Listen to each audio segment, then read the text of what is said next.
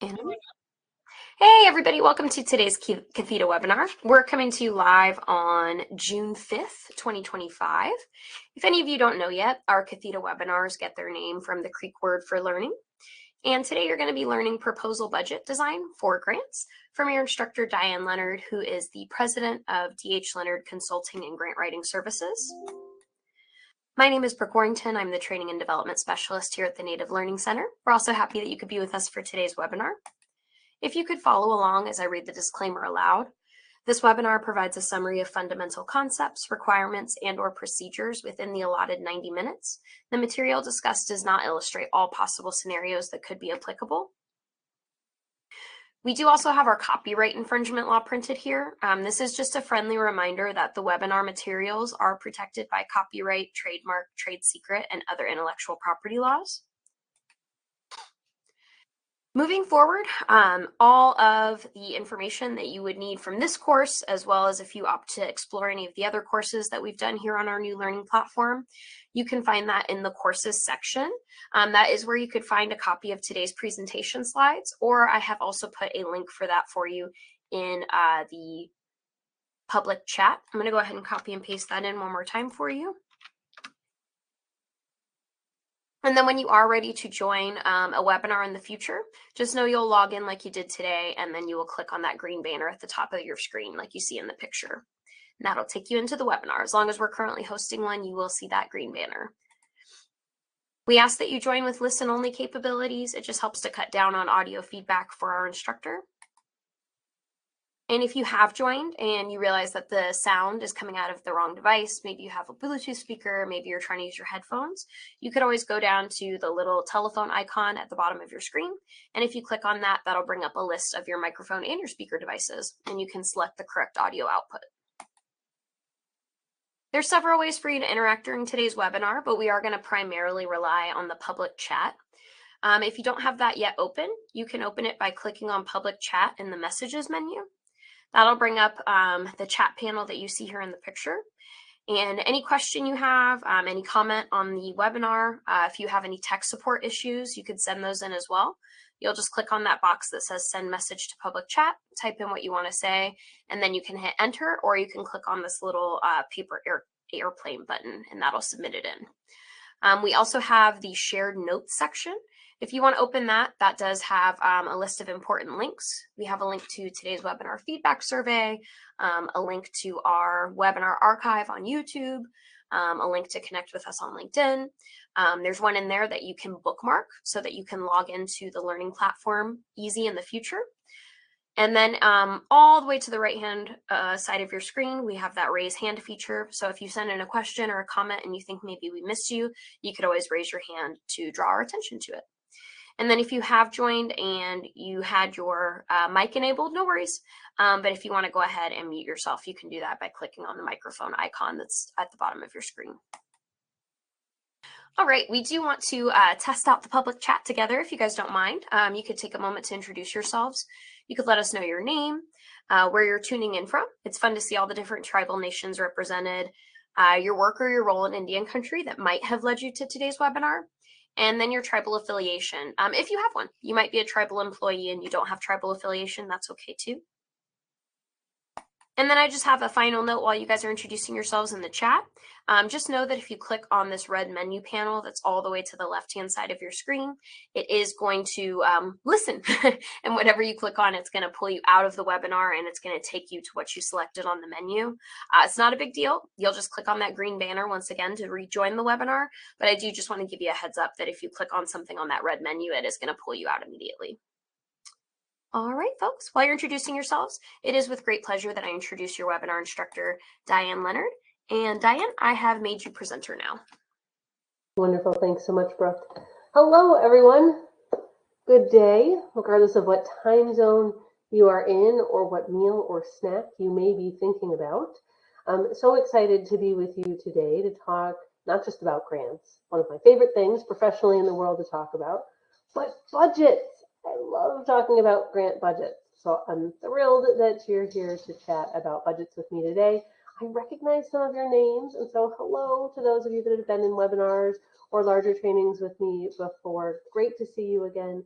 For those that haven't been a part of the training with me before, here's just a little bit about me so you understand why I am so passionate about all things grants.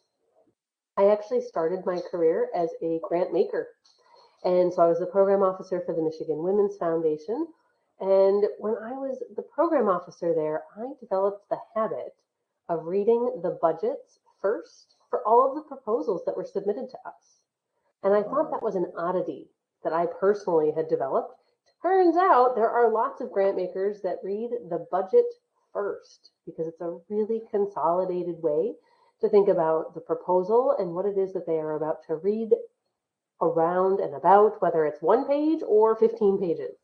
So I love all things grants. Yes, it's what I've been doing for lots of years, 25 plus, but I really love the budget portion of it.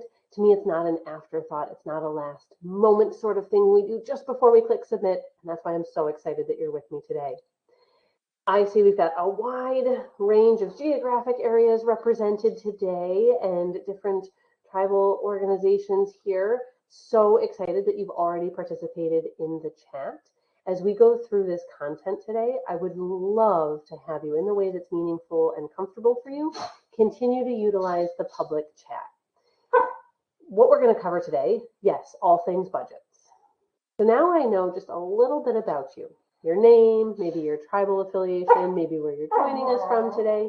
What I would really love to hear in the public chat, on a scale of 1 to 10, 1, not comfortable with grant budgets, would prefer to let somebody else do that work, to 10, I love grant budgets. Please do not put my mic on, Diane, but I love grant budgets. If you could let me know in the public chat, please, your comfort level. Scale of 1 to 10 again. 1, not comfortable. 10, love it. There's no judgment in your answer. I just want to get a sense for folks in the room and how you're feeling today. We are going to talk about lots of examples. I'm going to pull examples up on the screen. We're going to walk through how they might help tell your story to a grant maker. And yes, I do always at the end ask if you have any unanswered questions. This public chat box, please at any time type your items into the chat box. That might be a question you are having in that moment. And I can see we have a really wide range of questions, a wide range of comfort levels in the chat box. And what I'm hoping, well, not everyone will become a 10 by the time we're done. That's a tall order for 90 minutes, but rather that maybe you go from feeling a 4 to a 5, or from a 3 to a 5, or maybe from a 7 to an 8, but that you walk away with one new tactical idea, at least, maybe more, that will help you feel more comfortable as it relates to your grant design for budgets. I have one other question as we think about our goal for this session together. When we think about grant budgets and how they help us win the grant award, when I talk about grant budgets, there's something unique that tends to happen in the audience. I tend to get folks not only that are focused on the writing of the grant, but I might end up with staff members or board members or volunteers whose primary responsibility is actually around finance and bookkeeping. So could you please let me know if your primary responsibility with the application is writing or finance? Maybe you're going to do W for writing, F for finance, or write out the whole word. But if you could let me know that as well, that'd be really helpful. And like I said, I ask because I don't want to make assumptions. Over the years, I've seen a wide range of folks that come into these conversations about budget. And it actually makes me smile from ear to ear. And the reason why is that grant budgets are most successful when it is a collaboration between those who have to do the writing work and those that have to do the financial component. That's actually what makes it the strongest element of your application. And I'm glad I asked because I see some finance folks and I see some writing folks in that public chat. So welcome to all. Now, whether you're on the finance side or the writing side, why is it that grant budgets matter? I started to tell you a little bit about why they matter in the story, about how they mattered for me when I was doing review work, trying to make recommendations for our committees and our boards about the applications. The budgets are far more than the numbers. Does the revenue match the expense? How much is in salary? Do the formulas make sense? That's all important. But the story that those numbers tell, the way they connect to your need statement, to your project or program design, description, and narrative, that is what's more important. Your grant budget helps the grant maker to understand your SMART objectives. I know some of you just went, wait, SMART objectives? I thought I was in a budget webinar. You are. But if you think back to SMART objectives, whether you've learned them with me or learned them elsewhere, when we think about what is attainable, you learn what is attainable related to your objectives based on time, your timeline that you have for the project, and based on budget. What do you have for resources for the budget? So seeing the budget helps our grant makers to understand, are those objectives truly attainable? And then lastly, our grant budgets, not only do they make us more competitive when they are clear, when they seem realistic, but they also help to build some initial foundational trust with our grant makers, showing that we didn't pull a number from thin air, not that you or your team would do that, but we're proving that we have data. We have a quote sheet, we have our recent invoice, we have something from the store online, we have something that shows us where did these numbers come from. Even if they're not part of the application, we are showing the detail, we're showing our expertise with how did we arrive at these costs.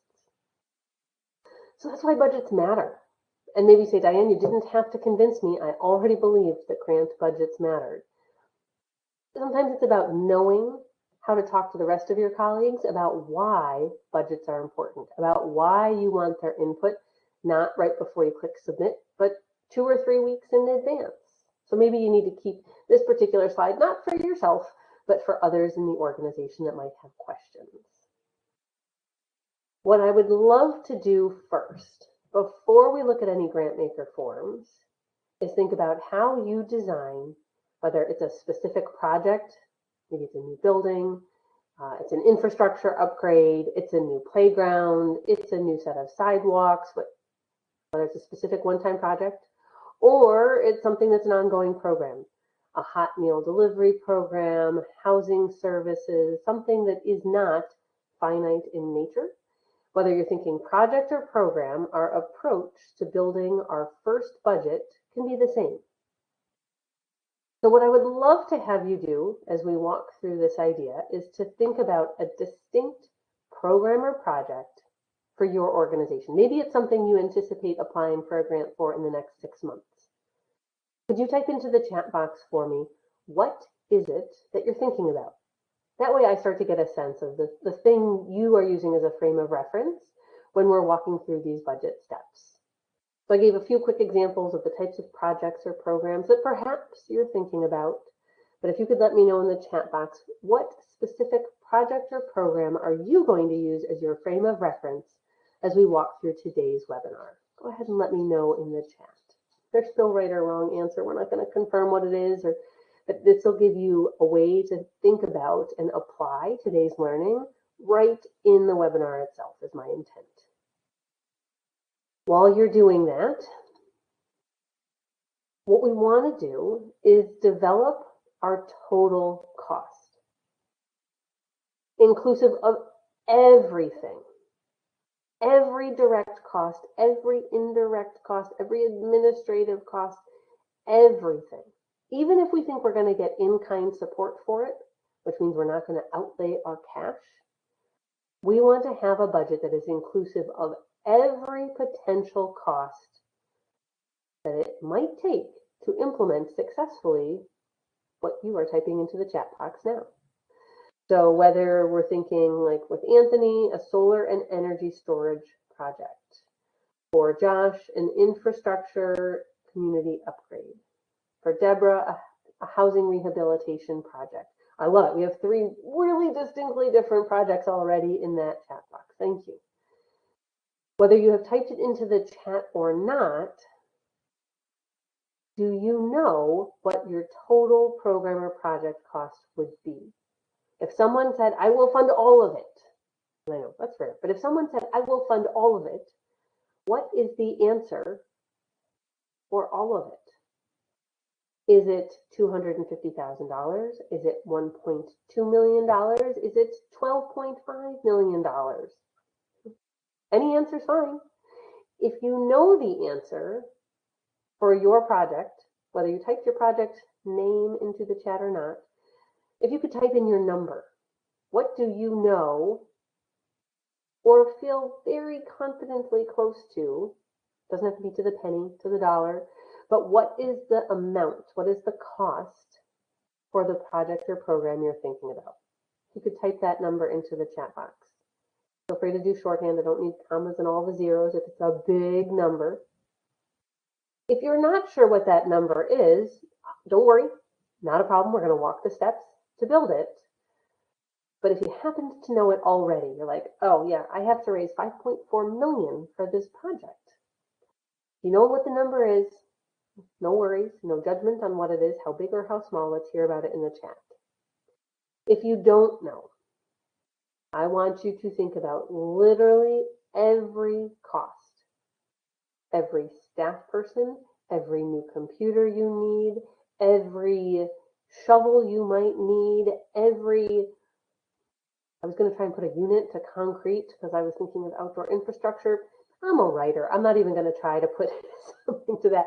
But how many 2x4s do we need? Whatever the case might be. I want everything. Those are your direct costs. I also want your administrative overhead documented as part of your total cost. I don't care what your approved federal rate is, or whether you have one or not yet, but what is your administrative overhead rate based on last year's closed financials? And I want to make sure that you have that demonstrated, that that's visible. This is your worst case, also your best guess, but this is like, if no one donates any time, if no one donates any supplies, if no one donates any office space, this is how much it would cost us.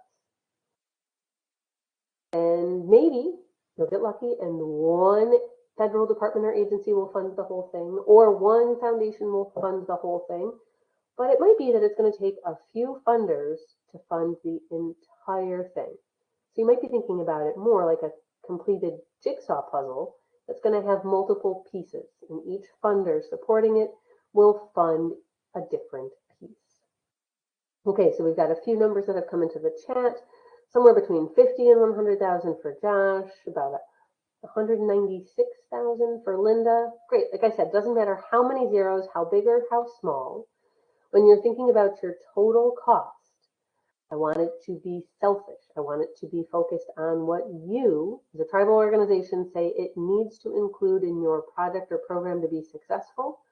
Please do not yet worry about what a grant maker will or will not fund. That'll come later. We don't worry about that yet. When you're building these budgets, what I encourage you to do is to use the same format each and every time you approach building a new project or program budget that you're going to use as a basis for grant applications. What should that structure be? That's up to you. That's up to your organization. What I strongly recommend is you do something that is easily pulled from, translated in and out of your accounting system.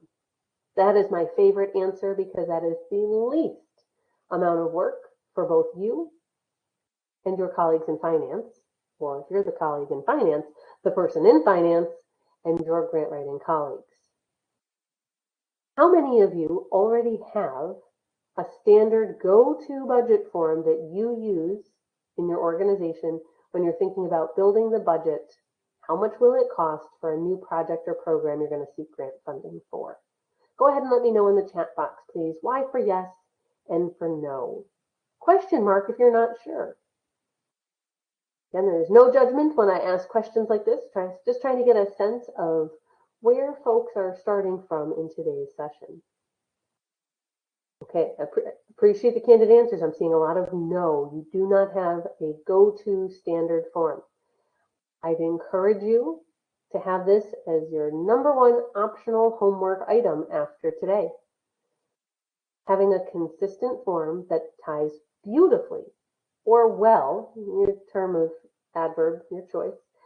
I want it to tie to your accounting software so that when you get the grant, because you'll do this so well, you'll get the grant, when you go to report on the grant, what you already looked at for how you'll build your expenses will make sense for how your true expenses are coming out versus, so forecasted versus actual. It'll be pretty fast for you and your colleagues to say, how did we do against our budget? So you might have some definitive homework, or your homework might be, dear colleagues of mine, do we have a structure we always use, right? So that could be about asking the questions. Now, when you build this, you, your finance colleagues, your programmatic colleagues, the project colleagues, you're using the same form every time. What I do like to see, in addition to your expenses, how many line items, what structure, again, not important. But what I do want to see is that you also document what revenue, if any, you have committed for the project or program. Do you already have a committed grant to support part of that project? Do you have a designated gift from a major donor or from a community member? Do you have revenue coming in from an event that was held last month, but it's designated to this specific project or program? If you have anything that is specifically earmarked to the project or program you're building the grant budget for, I want to see that on your internal budget form before you worry about your grantmaker application. We want to have both expenses and revenue visible. If you say, Diane, we don't have any revenue committed for this project at this time, great, I still want to see the revenue heading, and I'd be happy for you to put a 0 in it. But that way it's incredibly transparent and visible to everyone. Here's how much we need for total expenses. Revenue, we don't have any yet. We're starting from the bottom. We're right at the foundational level. But maybe you have $100,000 or maybe you have $1 million. But if you have any money, any, that is committed and designated for that project, please document, lay out the details in your internal budget. Now, when you think about those expenses, I told you I'm not worried about what the form is. I'm not worried about how many different line items and how you break it down and what subcategories you have. However your finance team builds your budgets and breaks down and labels your different expense class categories is absolutely fine. But if you say, Diane, we're really looking for some guidance, I get that question. So if you're really looking for some guidance, you could look at your expense class categories and find out if you can find these expense categories, these budget categories within your existing structure. Will it be clear how you're going to pull from personnel? Would it be clear where you're going to find supplies? Would it be clear where you're going to have contractual services? This is a rather short list. Again, you might have far more expense class categories or subcategories than this, but these are the most common budget categories that grantmaker budget forms contain. When we see space and utilities as a line item in these budget categories, that means the direct expense, the space and utilities necessary. Without them, we could not implement the project or program. We want to make sure those are visible. Indirect cost, which we'll talk about again a little bit later on, indirect cost in this list, that's going to be about the space and the utilities it takes for us to keep the lights on and the doors open. Let me show you a few other things about some of these class categories, these common budget categories. Grant makers, well, they know that it takes people like you, people like your colleagues, in order to implement projects and programs, whether we're talking about a service, or we're talking about the actual implementation and building of the capital project, it's going to take people. So we want to show our total cost for all the people directly it takes and every penny of our fringe benefits, all the health, all the taxes, all of our retirement benefits, everything should be included in our fringe benefits. These are direct costs, what it takes to implement the project or program. I'm not saying the grant maker is going to fund all of it, but we want to show all of the costs. The space and utilities. Sometimes folks will say, well, we own our building, so what should I put here? Well, if you're not currently paying a mortgage or if you're not currently paying rent, the maintenance and the utilities related to the square footage in the building that you are using for this program, you want to talk about that. Depreciation itself is not considered to be a direct cost. So if you truly own the building outright, you want to talk with your finance team, maybe with a CPA, about what you're actually including. If you are renting a building or if you're paying a mortgage on the building, doing a square foot allocation related to the space you are using. So maybe you're not using all 10,000 feet of the building, maybe you're using 1,000 feet of the building. And so you're going to use 10% of the rent cost or 10% of the mortgage costs, 10% of your utility costs. So you can do allocations in collaboration with your finance team to build that basic budget. The category of other, I'm not suggesting that you put lots of things into other, but sometimes when you look at the budget categories that are common in your organization, you might say, well, other is for some of our miscellaneous things that only happen maybe once or twice a year or only for one program. So it's fine if you have internally an other category, but I encourage you to have clear understanding of what the detail is for that other category, because the grant maker will want to know. Grant makers don't like an other category in budget forms unless it is clearly defined. In addition to our direct costs, the things that it costs the organization money to have, to do, so we're paying payroll, we're buying supplies, we're buying equipment, those are directly related to our project or program. Without them, it could not happen. Our indirect costs, not all organizations are remembering to show these in their total cost, but they exist as costs for literally every organization. Literally every organization has administrative costs.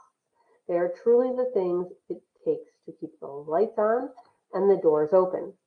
It could be that we're thinking about, well, human resources, the people team, people that are managing payroll. We could be thinking about finance, folks that are doing reconciliation of accounts, accounts payable, accounts receivable. It can be maintenance staff for the building or the organization as a whole.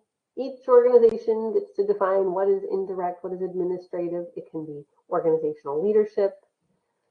I defer to your finance team and your CPAs that might do your annual audits for how they define which expense gets categorized as indirect or administrative overhead. What I want to encourage you to do is ensure that it is in each and every budget. So if you have not already taken a look at your indirect cost rate, in fact, let's find out how many of you know your indirect cost rate. Could you let me know in the public chat, please? Y for yes, N for no. How many of you already know your indirect cost rate? Oh, great. Actually, our team, I was going to say gold stars, but our team loves to ding the yellow dingy bell when good things happen. And so, yay, for those of you that already know, that's amazing. When I ask this question, it is not a judgment about what the rate is. It is about knowing what the rate is. If you do not know, you wrote down anything on that optional sticky note for homework, maybe about having a common budget form, this would be another item to put on that homework list. You want to find out, do you have a federally approved indirect cost rate? If you don't, you want to find out what is your organization's indirect cost rate. That's going to influence any federal grant applications that you will do. It can also be used and influence what you do for state budgets and foundations. But we're not even talking about applications yet. We're still talking about your total cost. So you might indeed not request the full thing from a grant maker, but in your budget itself, you want to put in your most complete, your biggest indirect or administrative cost, because that represents your true cost as an organization. So what we're thinking about, total cost, how much is it going to cost your organization to do the project or program you're thinking about? We had the $50,000 example from Josh, the $196,000 example from Linda. It could be, again, that many of you have many, many zeros in it. You may already have a federally approved indirect cost rate agreement in place. Great. So wonderful. Use that as a formula, do the calculation, put it in your budget. If you do not already have a federally approved rate, you would want to talk with your leadership about what your intention is.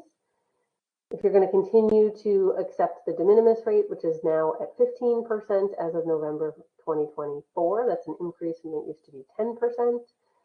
Or if you're going to take the action to become and have a federally approved indirect cost rate. Where organizations look to calculate theirs, if it isn't already approved, if they're trying to find out what is it, you're using last year's financials to determine what did I say I'm spending on program costs, what did we say we're spending on management, and what did we say we're spending on fundraising. Management plus fundraising over your total expenses of the last year gives you the percent that is your indirect or your administrative rate. It's a lot of fun. No, it's not. It's a very technical thing, right? And the process for applying for and for updating and renewing federally approved indirect cost rates. Those are things that, like my colleague Jasmine thinks that is fun, but Jasmine's a CPA by trade, so makes sense, right? Finance folks be like, yes, that's great. We can get all that paperwork done.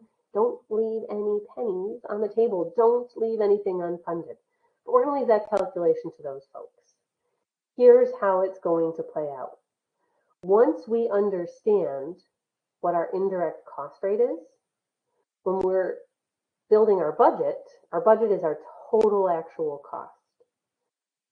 But the first time we go to look at a grant maker and we try to think about what we're going to ask for them, we're going to have to understand what is each grant maker's administrative overhead policy. What will they let us do? So I always, each and every time, want you showing your true overhead cost. In your project or program budget, when it says what are your total expenses, I want you putting in, if it's 27.5%, I want you putting in the dollar equivalent of 27.5%. If it's 32.1%, great. Every time I want you putting in the dollar equivalent of 31.5%. If it's 13.4%, I know I sound redundant, but that's great. I don't care what the percent is. I want you putting in that exact dollar amount, that calculation. 13.4% is what you show in your total cost. Don't shortchange your grant budget and hide some of the expenses from your grant makers. It's often unintentional that organizations applying for grants are not showing their total cost. That's a disservice to you as the applicant, to the potential grantee, and it's a disservice, honestly, to philanthropy as a whole if grant makers don't understand what is this work really costing. So please always show your true total cost in your total project budget or program column in the budget form. That way, we can show what our request is. We may or may not get to request all of our administrative overhead. In this example on the screen, this is a real budget form. These are the line items provided by the grant makers: salaries, consultant and professional fees, insurance, travel, equipment, on and on and on. Wait a second, where's indirect overhead? Nowhere to be seen. So we're not sure if the grant maker is going to be willing to fund it or not, but I want you to include it under other in this example. If this was the budget form the grant maker gave you, I want it listed under other, because even if you don't request it from the grant maker, even if they tell you they won't fund it, that third blank column in this example on the screen says total cost. So they're saying, how much does it cost you to do this work? Even if your requested amount for indirect were to be a 0, I still want you showing them that full total cost. In this example, this grant maker, they didn't just give you one line item for indirect cost. They actually wanted to know all of the detail that makes up indirect cost. It was not enough for them to have one line and have it be a percent of your overall project cost. They want to know the detail. How do those dollars break across your common budget class categories? When I see a form like this, my first call or my first email, if I am the writer, it's always to my colleagues in finance. I want to give you a heads up. We've got a grant maker budget form that's a little unique. Going to need your help breaking out indirect cost. They're not going to accept a single line percentage calculation. So it's cool that they have it so clearly articulated in their budget form, but it's actually going to take a little more work on our part to show and prove our numbers. Now those both first two examples they're unique. They're things that are different, not what we see every day. What do many of us often see? Perhaps the SF 424, the federal grant budget summary. How many of you have seen this form before? Go ahead and let me know in the chat why for yes and for no. This is the common budget form that we get out of grants.gov, whether we're applying for Office of Violence Against Women or Department of Education or HUD. Even when there's secondary portals that we have to use, this is our highest level budget summary we will put in. Good, okay, many of you have seen this. And what do we have right there on the screen? We have our indirect cost line. So even if we're not going to request funding for that line, we're still going to show the total cost. How do we clarify policy related to administrative overhead? We do a lot of reading. We do a lot of digging in funder materials. We are looking at the big federal NOFAs or FOAs or RFPs. We're reading the guidelines to see if anything has changed. Some federal agencies have recently come down with changes in what it will be allowable for indirect or administrative overhead. So we want to make sure we understand the current policy driving the specific federal agency or department we're applying to. If we're talking about state funding or city funding, we want to make sure that we understand what is the particular policy guiding this political boundary, this state, city, it doesn't matter which one we're looking at. They may have nuances about what's allowed based on if any other money is originating at the federal level. Where we really have to dig is every time we look at private philanthropy. Every foundation we look at could have a different policy as it relates to administrative overhead, as it relates to indirect cost. Now, it's not that they get super creative about what their policy says. But what I mean by everyone could have something different is that unlike the government funding opportunities you will look at, where there is an assumption, there will always be some sort of language and guidelines around administrative overhead, around indirect cost. There will be something. What I mean by they could all be different is that there may or may not be something about administrative overhead or indirect. There may be one line. There may be a preference, an unwritten preference, not really a rule, but a preference. There may be some variation in their past practice. It might be on their website. It might be in a PDF download. It might be put up on social media. That's what I mean by how different it will be when you try to learn about administrative or indirect cost allowability as it relates to foundations. So we want to read carefully all our guidelines. And if it is not clear, if it is not incredibly clear what is allowed, I encourage you to ask. Please reach out to the grant maker and ask. What is your policy or what is your preference related to funding our true indirect costs or our true administrative overhead costs? Ask. That way you're not asking them for something that they consider to be ineligible for their particular organization. If they don't want to fund indirect and administrative overhead, but you ask for it, that could be a reason that they actually say no. You don't want to have that happen. So make sure, please, that you ask each and every time. What are some of the things that as you build your big project or program budget, what are some of the things that might cause concern? Big picture, if you are underestimating what it might cost, or how many people it might take, or how many hours it might take for the people. When we are putting forward what we think is, oh, this is our leanest budget possible. Oh, okay, why? Are we sure we can really do the work? Can we deliver on the promised impact? Can we do what we said we would in the timeline proposed with such a lean budget? I'm sure you're having very candid conversations about what is the appropriate, reasonable approach to staffing or to how much equipment is needed, whatever the expense line item might be. When we are thinking about building our budget, I know, I had a lot to say about indirect.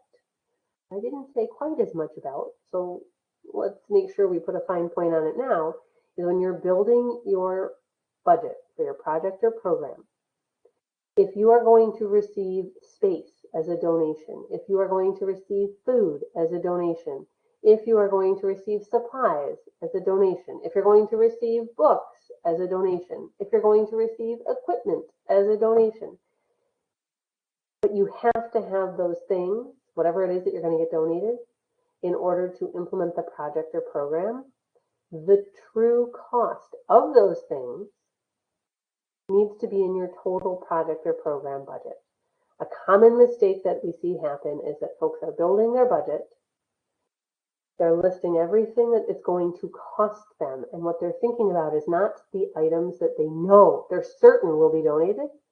They're only thinking about the items that they will pay cash for during the grant award period. And you're doing yourself a disservice if that's what your budget includes. You're leaving all these in-kind items out. Those in-kind items actually strengthen your application. Being able to talk about the support you will have, how you are leveraging the grantmaker dollars, that you are doing this work not just with their grantmaker cash, but with other resources, whatever they might be, that actually strengthens the story of your grant application. So please ensure that anything you will eventually get funded with in-kind support and donations is part of your grant, project, or program budget. So what does this look like? Well, it should look like your internal form, whatever it is that you and finance agree. Now, the way I've shown it on the screen so far is it would be really basic. It wouldn't have a all sorts of bells and whistles. It would have some numbers. It would have probably a summation at the bottom of the expense categories. It would probably have a summation, a total, at the bottom of your revenue if you had any. It's up to you for where and how you document the detail. But what I don't want to see is $15,000 in personnel. Great. Can you tell me more about that 15,000? Oh, yeah, sure. It's 300 hours for the program manager over the course of the period, and they're going to be paid $50 an hour plus benefits. See how that second item under example is far more specific? It tells us what is the math that you did to get the number that's in the budget form. So you probably, yourself, if you're the grant professional, or you collectively, the organization, maybe your colleagues in finance, you've done the math to get to these numbers. Document the detail. It might not be going into the grant application at any time. If it's federal, you're going to need it later. You will need it, but it does not always go into every grant application. But it is your responsibility as the one writing the grant application to document the formulas and the detail that you are using, the way you're documenting your math, checking your numbers, pulling your quotes and your different data points. You have to document that as you're working on your application. Are you going to be audited for those notes? No.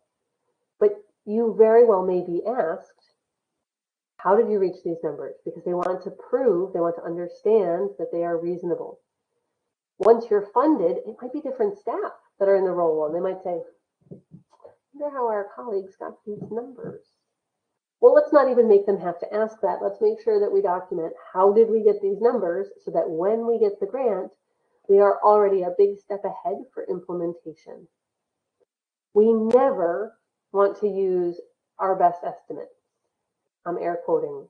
Well, I think that it's going to cost $15,000 for us to lease a car for the year.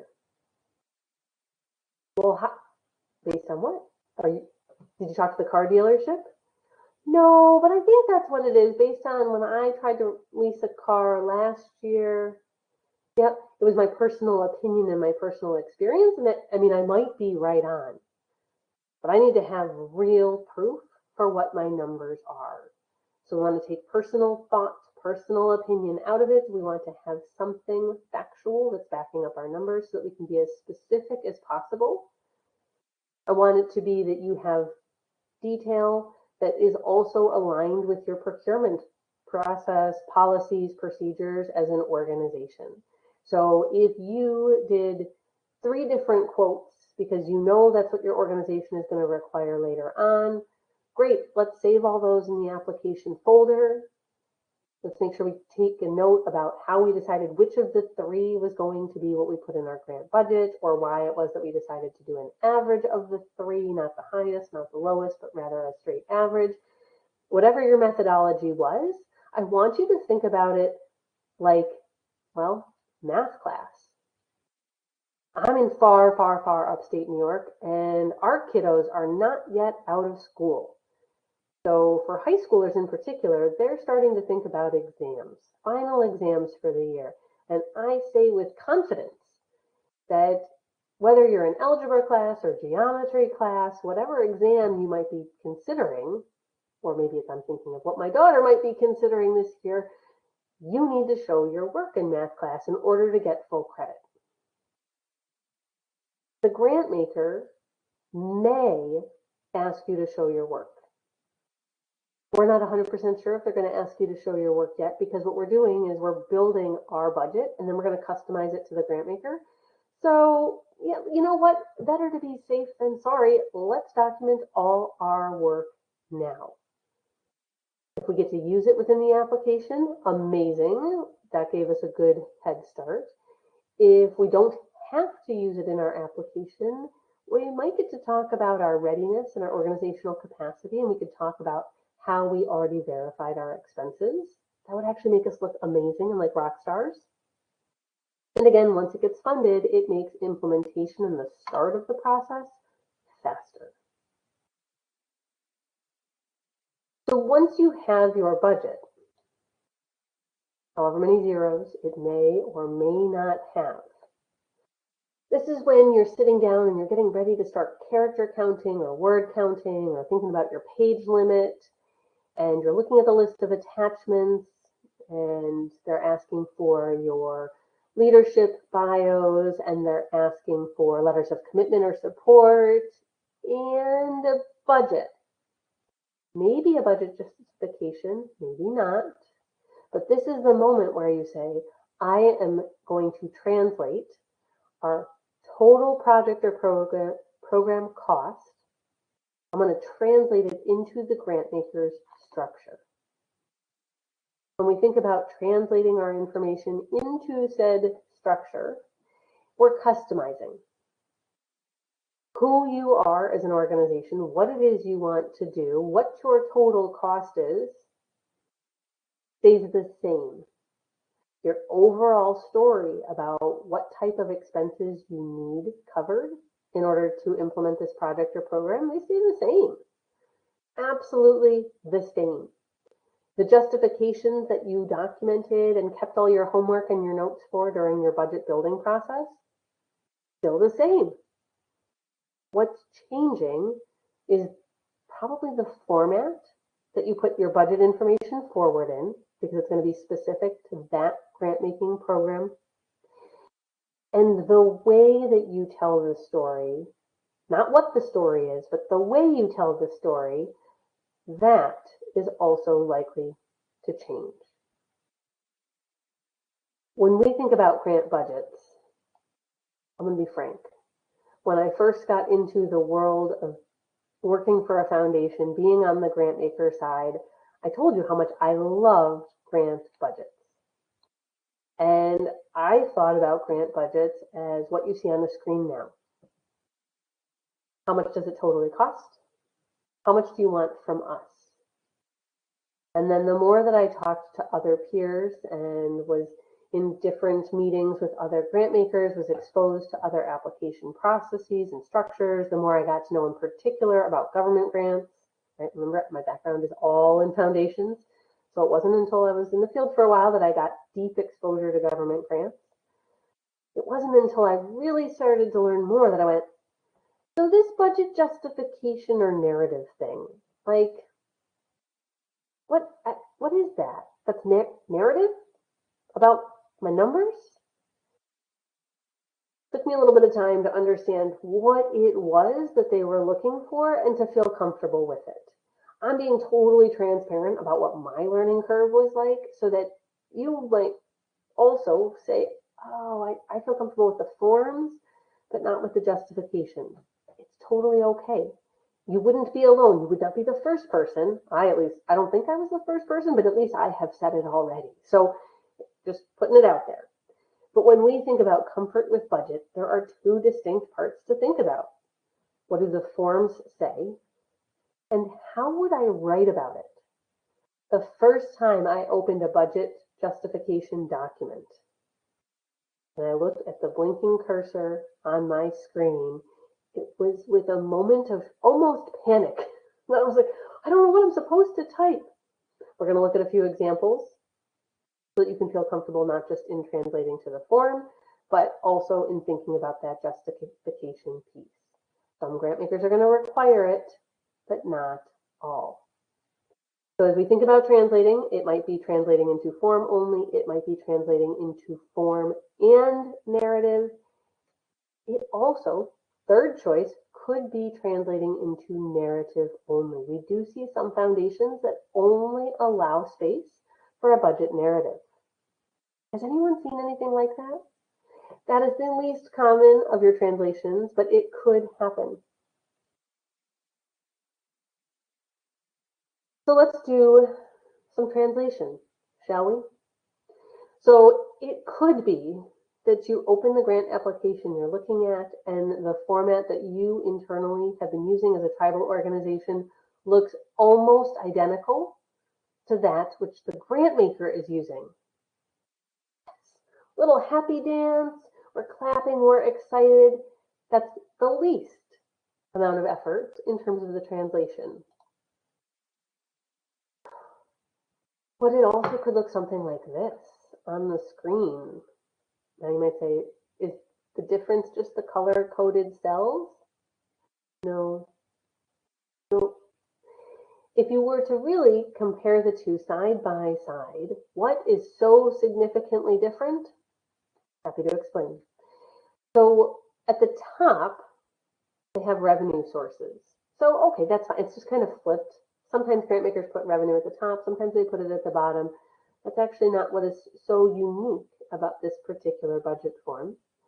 Rather, the expense section, so like the bottom half, but the bigger block in this particular slide, is that they skipped, completely eliminated, did not include one of the most common expense line items, salaries and fringe benefits or personnel, the cost of people, not anywhere visible possible to put a cost in to this budget form for.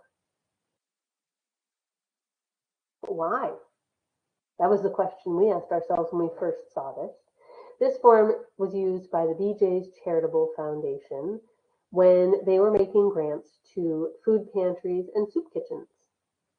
And what they wanted to do with the grants that they were going to make was ensure that the funds were being used for food, food preparation, food storage, food preparation related classes.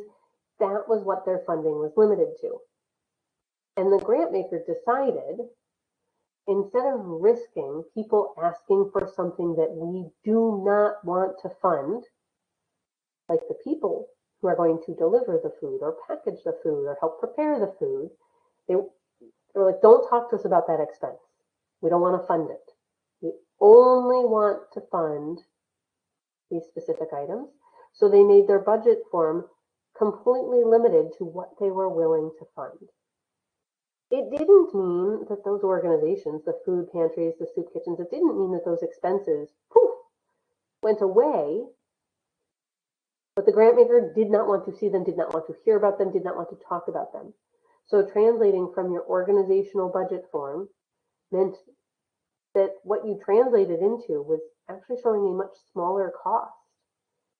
It would not accept as a form all of your costs. It only would accept a small portion, but the grant maker was doing it so that you would only request things they were willing to fund. So there was a reasoning behind the very unique limited form. And it took asking some questions and thinking about why would they do that to decide, is it still okay? Are we okay that they're only going to fund some of our work? And the answer for most organizations was yes, absolutely. Still, we need the money for the food and for the equipment and etc. But they weren't saying. BJ's Charitable Foundation never once claimed to say they were fully funding those programs or projects happening at the soup kitchens, at the food pantries. They were funding a specific segment. So when you find unique budget forms, I encourage you to think about why. Why are they putting the form forward? And what type of story are they helping me to tell? In that case, they were actually trying to make it easier on those organizations that are so often led by volunteers. They're trying to make it faster and easier. But they definitely confused a few of us that are seasoned grant pros when they did it. As we think about customizing from your grant application budget, that is your internal, your true total cost, into the grant maker's form, on the screen now is also a rather simple looking budget form. But look at what the red arrow is pointing to. It is pointing towards overhead. Does that guarantee that the grant maker will pay for all of your administrative overhead, your true total cost for that project or program? No, but it does mean you should show it. There is space for you to show it. So maybe your administrative overhead cost is 20%, so the total you put in there is the dollar value of that 20% based on the formula. And maybe your request, maybe you know that they won't pay for more than 10% indirect cost. So maybe your total is the true 20% and your request is the 10% that they're willing to fund.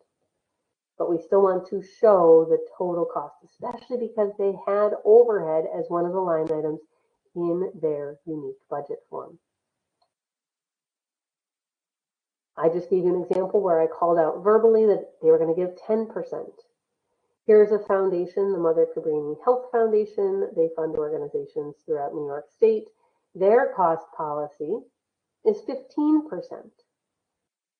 They actually have a form, the cell will turn red if you ask them for more than 15%. They make sure that you do not ask them for more than 15%. You can ask them for less. They won't force you to ask for the full 15, but they won't let you ask for more. That's actually one of the very few forms I've seen that has that sort of automation. It's nice though, it keeps people from making a mistake that might get them thrown out of the process. When you think about how you are translating your form, your internal numbers that were already agreed upon into the grant maker's form, not all grant makers are going to make this statement. This particular grant maker had budget guidelines called out for you, and they said the total income should equal total expenses. So they want them to balance. They want them to be equal.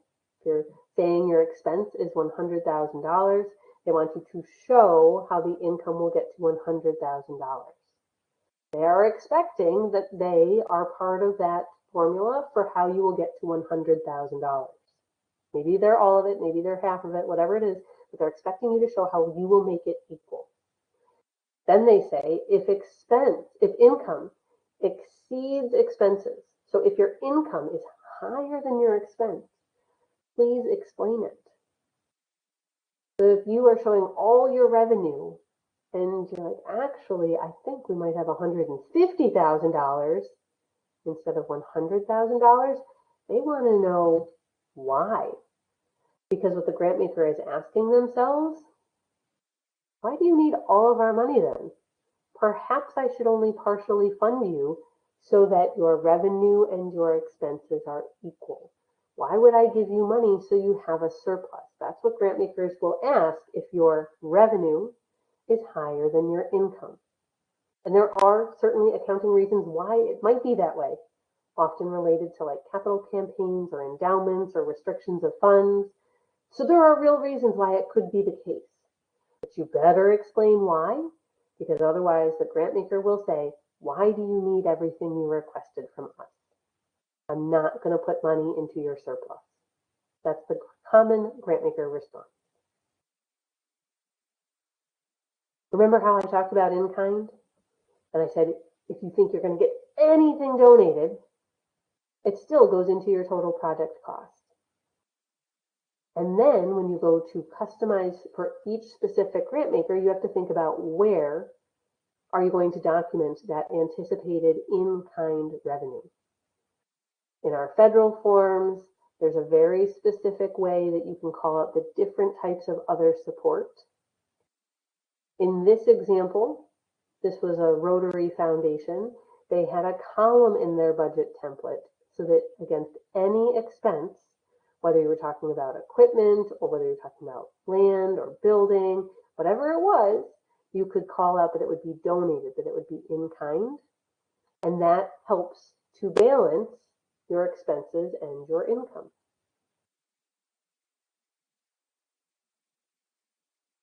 Some grant makers will ask you to only show your committed revenue, whether it's committed cash revenue, whether it's committed in-kind revenue, whether it's committed special event revenue.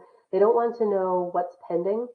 I think we might get this grant. I think we might get this contribution from a corporation. Some grant makers will say, don't tell me about the hopeful items. We hope to get this. Only tell me about what is actually awarded, what has a letter in hand, what has been deposited. Only tell me about the sure things. That is a grant maker preference. So be sure to look for within the revenue portions of their budget, what are they interested in? What is it that they care about? It's, again, grant maker preference. The revenue portion of that BJ's Charitable Foundation application I showed you just a moment ago was at the top. And it was, well, pretty small. It was either in kind or all other income was lumped together. Any sort of cash was just one line item. So they weren't asking for a lot of detail. As long as you have that organization level designed budget where you and your colleagues, program, finance, grants, where everybody has agreed that this is our total cost to do that solar project, to do the capacity project, to do the housing redevelopment project. As long as everyone agrees that this is our cost and you have your homework, your detail agreed upon for how you got to those numbers, quite frankly, you can translate into any grant maker budget form. But as you do the translation, you should be asking yourself, why did they structure the form this way? What is important to them about my numbers? What is it they're trying to fund?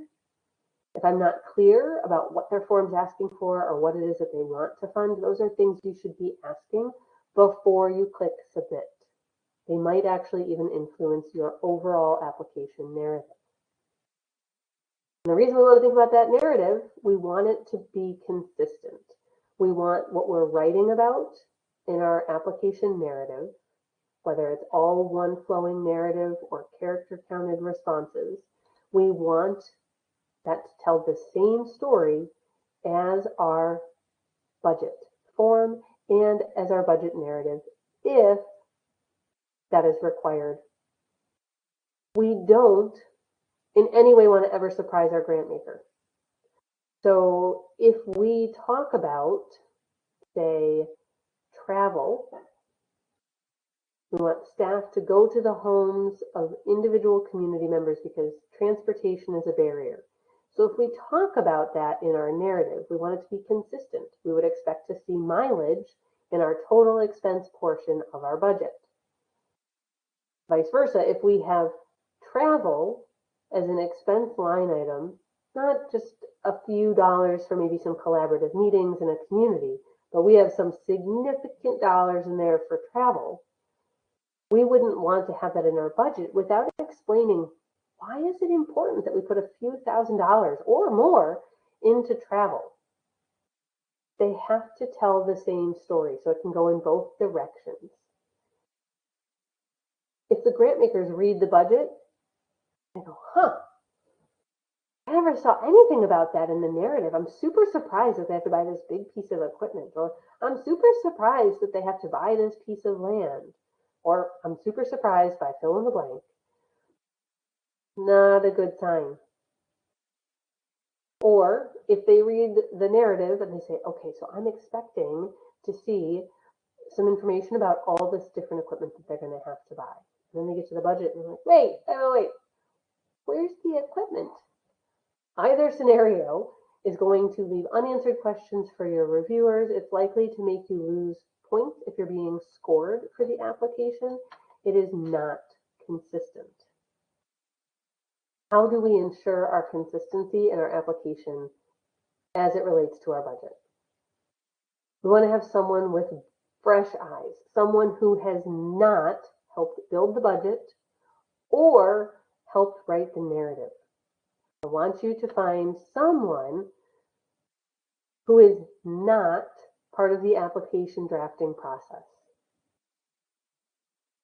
That way, what you have is, well, almost like a reviewer. Someone who says, you know, I read through this and I was expecting to see a line item full of travel. And I didn't. Can you clarify that in the application before you submit it? And you're like, oh my goodness, thank you so much for helping to find that. Oh, yep.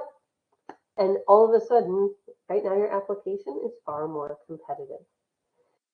There are some things that you can do as you're self-editing, but self-editing in a grant proposal is never our ideal. There's the work you do to self-edit first, but then you want to have fresh eyes, someone that has not been deep in it with you that's going to help to review and make it stronger. So let's think about what you can do before you pass it off to someone. Now, while we're thinking about that pass off to someone to review it for consistency, if any of you already have someone, maybe within your tribal organization or maybe somebody within your community that serves as that fresh set of eyes for you, let's put their initials into the public chat as a way to give them just a little grant love so that they're feeling the good vibes. The next time you text with them or you email or you chat with them or you see them at a meeting, please be sure to tell them thank you for that past support, how grateful you are, how awesome it is. That is not something that should be taken for granted. So let's just make sure to give them a little extra gratitude the next time you interact with them.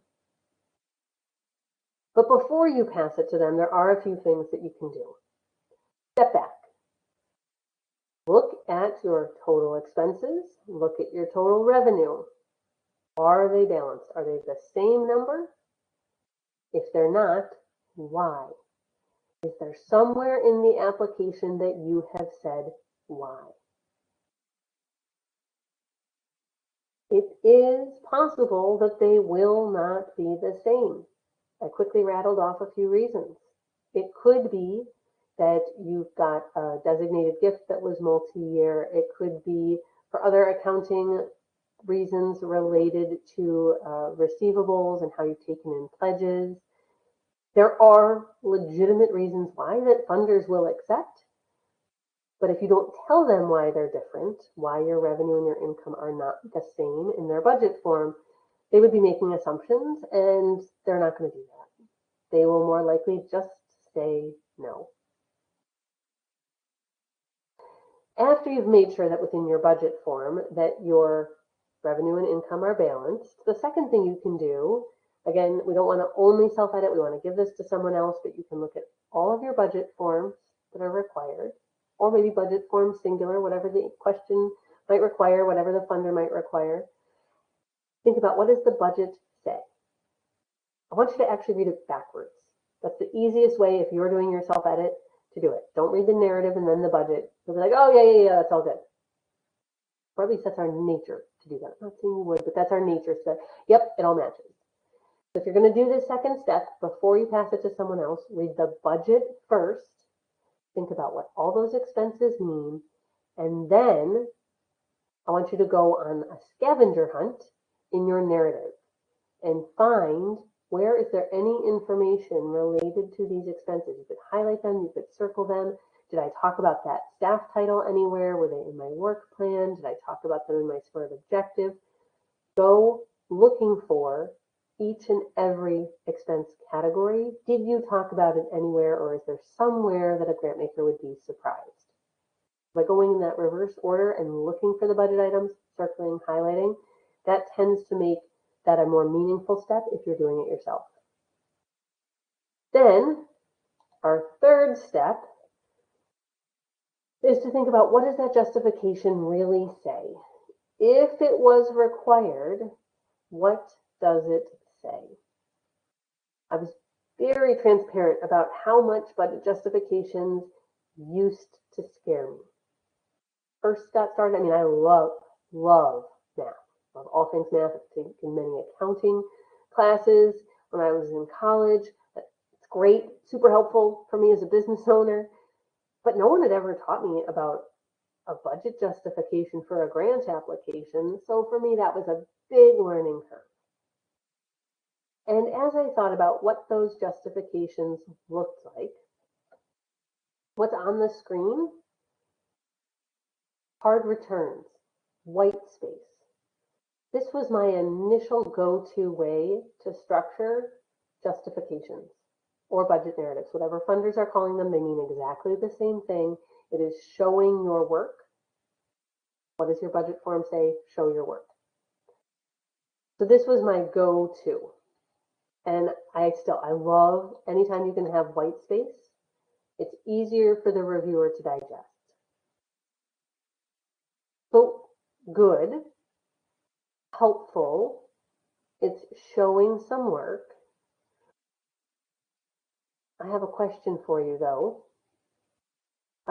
If per number one on the screen, if I told you that we were going to pay our employees 56 cents a mile for reimbursement, and I told you that over the 5 years it was going to be $8,812.80, and I showed you that the spending was anticipated to be the same each of the 5 years, good. I like it because there's no assumption about is it the same or different from one year to the next. I can see that it's supposed to, it's budgeted to be the same each of the 5 years. Good.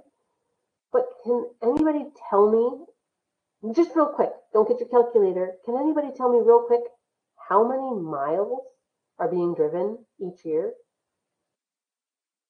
I'll wait. Y'all just went for your calculator, didn't you? Right. What happened in this super well-intentioned and funded grant budget?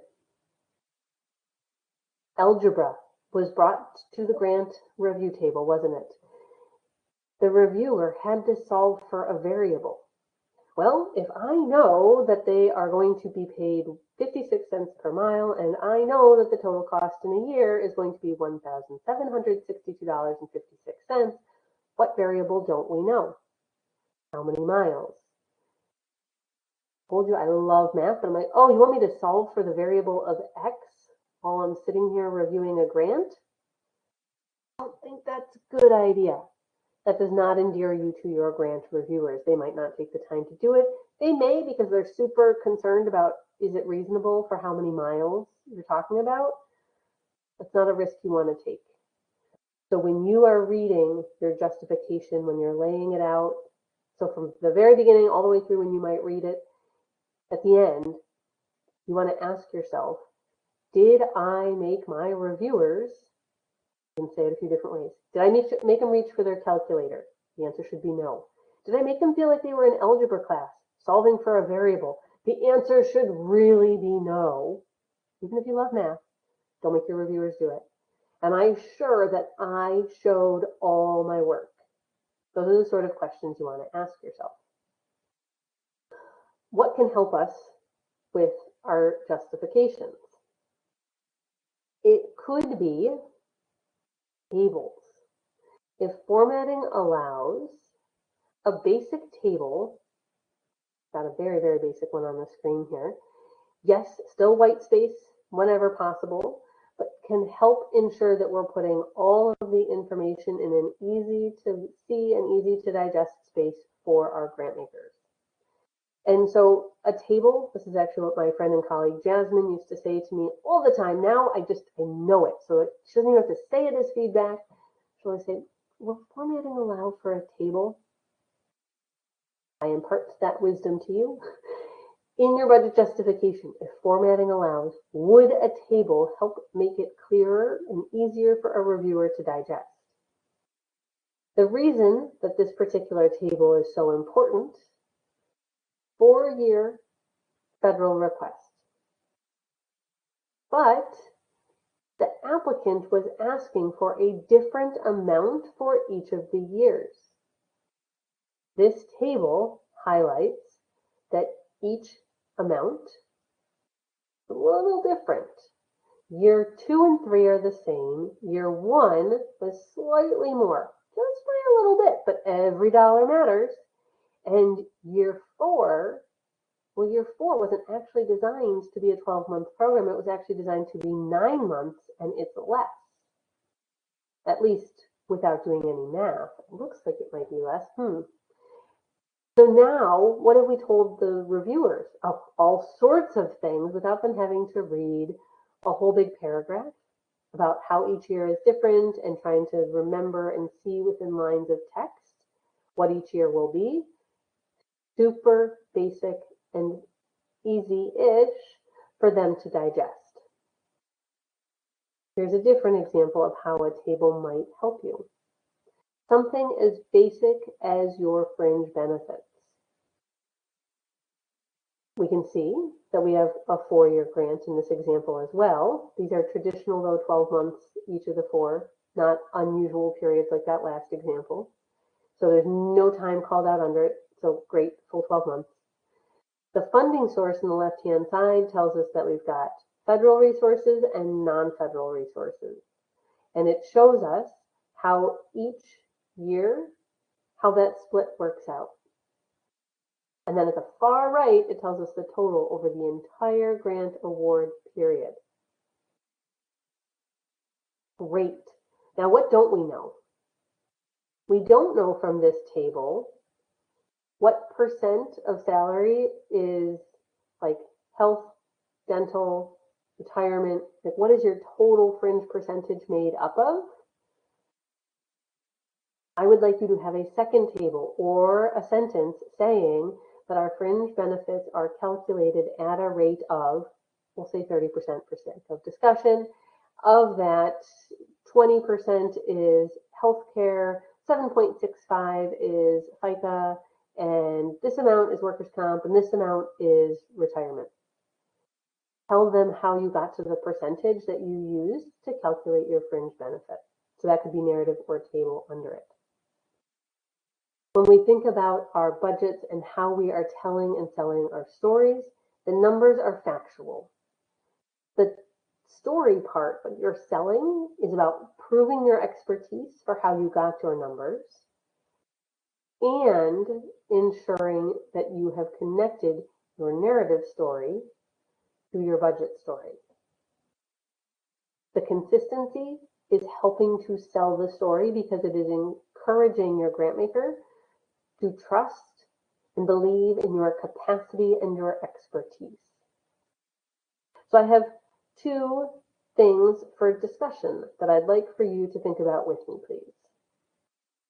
So one of the things that often happens, I hear lots of questions about, is what happens if you are running programs and you have multiple funding sources?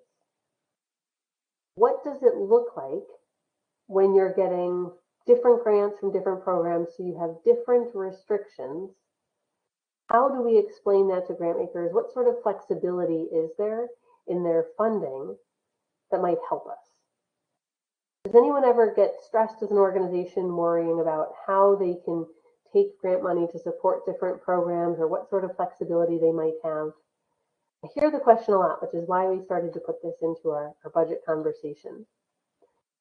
So what I wanted to show you was an example of something that is very basic, to think about what are the different types of programs that you have, the same way that you built your single project budget.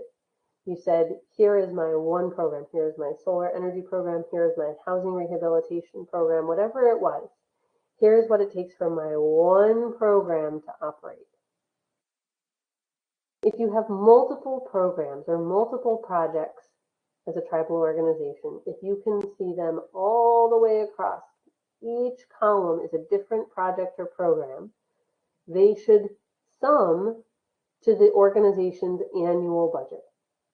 We should be able to see how all that breaks down. So like take the whole annual budget and break it into each program, or if you want to think about it the other way, you list each program or project, and then when you sum them, you get to the total organization. Then you can think about, well, where do I have designated revenue for my different projects or programs? And you can start to see where there's gaps, and you can also start to see where might you, if at all, potentially be overfunded. It's very rare that that's the conversation. Usually it's more about, oh, I didn't realize we were underfunded in this particular line item as a total organization. But trying to put it all in one place for you as a grant writer, grant professional, is important, not because you're worried about, like, let finance do the awesome finance things they do, but you need to understand, where can I and should I look for money? It influences what you're researching. It influences what you're going to ask for a grant maker to support. So you want to make sure that you have a very clear picture of all of your different projects and programs and where there are gaps. So I'd encourage you to lay something like that out.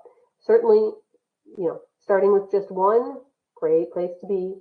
But as you become more comfortable with the singular project or program idea and translating it into a grant application, keeping this updated for your your fiscal year is strongly encouraged. In terms of a transparent way for you as the grant writer or grant professional to see where are the gaps to ensure you're not over or under requesting funding. So I strongly recommend collaboration with finance. And so I was so glad to see folks from finance participating in this, not only air quotes, grant folks today. Budgets, well, they're how you're going to spend the money, right? They're how the grant makers' dollars are going to be used to create impact. And so just the number itself tells a story. The number of zeros starts to give indication of scale. The different class categories starts to give an example and an indication to the grant maker, what type of project are we talking about? You need to have a budget that you as an organization feel extremely confident in. Certainly, things change, life happens, pandemics happen, right? There are reasons that implementation does not always go as planned. This is your current best estimation of what the plan will look like and what it will cost. You don't want to have to do budget modifications, but it is possible. So when you create your grant budget, try to have it to the strongest degree of confidence possible in order to avoid having to request budget modifications, but never, once funded, assume that you can make changes from one line to the other. Always ask for permission instead of asking for forgiveness. We want to make sure that even if things go a little differently when implementing than budgeted, we want to make sure that we have clarity and approval from our grant maker before we make any changes. I could talk about grant budgets all day. Brooke can attest to that. I could talk about grants all day. I could definitely talk about grant budgets all day. But I want to make sure that if you have any outstanding questions, that you get those answered. So if you have any, please feel free. I've been watching the public chat. Let me know, please, if you have any unanswered questions as it relates to grant budgets and the design approach that my team and I suggest, the translation process from your internal budget to their form, whatever their grant maker form may be, and also how we think about budget justification. So any of those questions are welcome in the public chat. If you don't have any right now, but well, you might have some come up the next time you go to develop a grant budget. I want to make sure that you know you can reach out to me at any time via email. My email is diane@dhleonardconsulting.com. Always happy to field any questions you may have, whether it's about grant budgets or, frankly, anything grant related. And if you say no more email, please, nothing else in my inbox, direct messages on social media, especially like a message on LinkedIn, happy to answer there too. I get it. Our inboxes are very full. If that feels a little easier to access and ask a question, happy to answer there as well. Brooke has just placed a survey link in the public chat. Thank you, Brooke, for that. I really value your feedback in these sessions. It influences what I change for future grant-related webinars for the Native Learning Center. So please, if you could take a minute to do that. But I'm scrolling through the public chat. I don't see any unanswered questions. Brooke, I'm not sure if I missed any. If you want to let me know, but otherwise I think I'll pass it back to you. Thanks, Diane. I didn't notice you miss any questions either, but thank you so much for another incredible presentation. Definitely a great way to kick off June for our webinars. I did place that webinar feedback survey link in the chat for you guys, just like Diane had said. Takes like maybe 3 minutes tops to complete. Lets us know what's working well, what we can improve upon. We do share the feedback with our instructors, so it helps them as well. And it's an anonymous survey, so you don't have to feel anxious in any way about your name or your email being attached to it. It is anonymous when you complete it. We hope you can join us for our next webinar. That is going to be next week on Tuesday. This is going to be the kickoff of a webinar series on all hazard preparedness and partnership. That will be given by Dr. William Latchford, who has a doctorate in criminal justice. He's the president of Native Peacekeeper Consulting Group. So that'll be a 4-day series from Tuesday through Friday if you're available to tune in with us. Feel free to access this as well as our other recorded webinars. They are on our YouTube channel under a playlist called Catheda Webinar Archive. And we hope you can check out our other upcoming training events. We post about them on our various social media. We're on Facebook, Instagram, LinkedIn, Twitter. If you are a podcast listener, we have one you can check out that's in-house produced. It's the Hope of Thinking Native American podcast. You can listen to that wherever you listen to your podcasts. And if you like to watch the interviews with our special guests, we do post those recordings to our YouTube channel as well. But otherwise, that is all we have for you guys today. I'm going to go ahead and stop the recording.